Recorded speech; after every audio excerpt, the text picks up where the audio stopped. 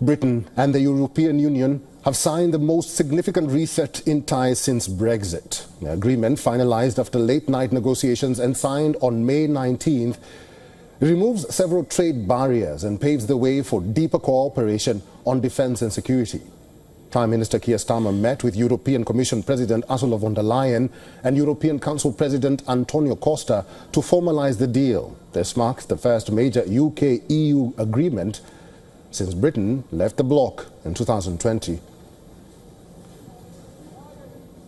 This is the first UK-EU summit. It marks a new era in our relationship. And this deal is a win-win. It delivers what the British public voted for last year. It gives us unprecedented access to the EU market, the best of any country outside of the EU or EFTA, all while sticking to the red lines in our manifesto about not rejoining the single market, the customs union, and no return to freedom of movement.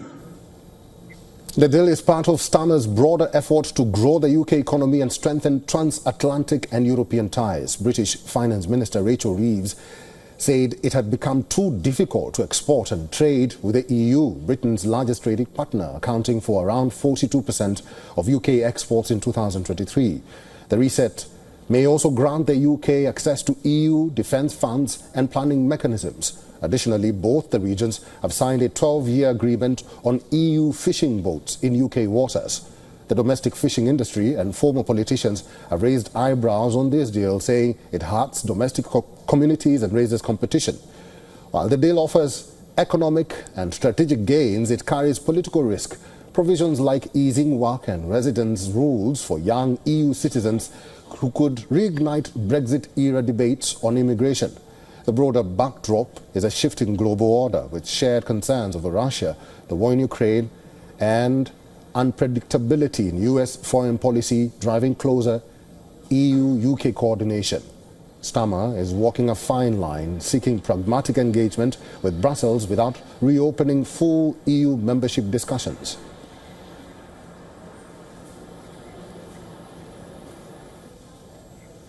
Let's talk to our correspondent, Oli Barrett, who's now joining us live from London. Oli, good to see you. Keir Starmer says it's a win-win, but Kemi Badenoch says it's a sellout.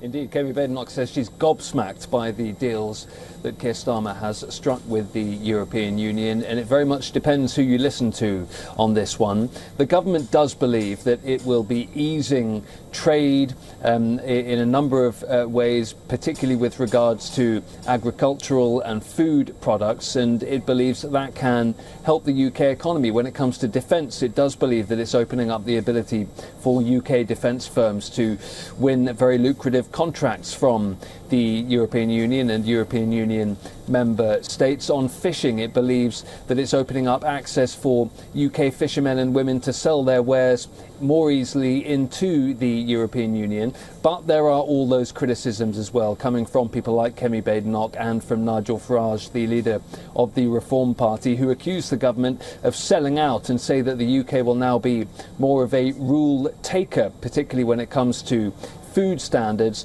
than a rule maker, and they believe that this is pushing the UK too far back into the European Union's orbit. Now, Keir Starmer is well aware of that, and his political gamble here is that he believes the upsides of the arrangement that he is striking with the European Union will go down well with the electorate and will drown out some of that criticism that he's receiving from various quarters. There are also various elements that are not yet agreed in this deal. You mentioned that so-called youth mobility scheme that would see young people in the UK able to travel more freely in and out of the European Union, and vice versa as well. That has not been agreed yet. The two sides saying they will have to do more work to try and reach the same position on that. But given some of the concerns among the electorate around immigration and overall net migration numbers, that's, I think, part of the reason that that particular part of the arrangement hasn't yet been announced between the two sides. And Keir Starmer insisting today, as he gave that press press conference at Lancaster House alongside Ursula von der Leyen, the European Commission chief,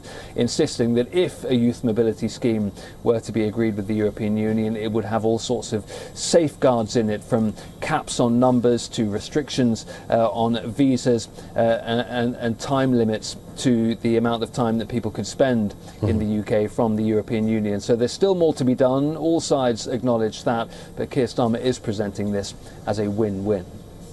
Ollie, good to see you. We'll have to leave it there. Thank you.